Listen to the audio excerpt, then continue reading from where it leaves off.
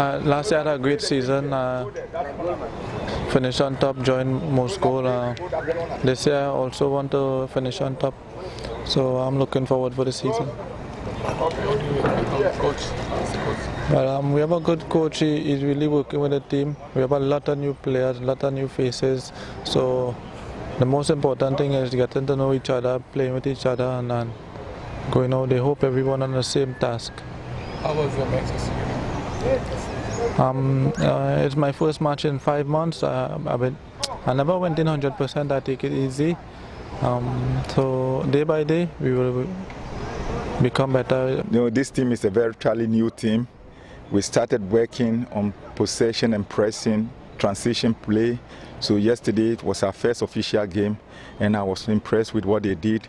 Though there were individual mistakes, but in the end, they achieved the ultimate, that is winning. So I'm very proud of them. Oh, excellent. This to come. Yes, well, I believe when they settle down fully, we take the pressure off themselves, they will perform better than what we saw yesterday.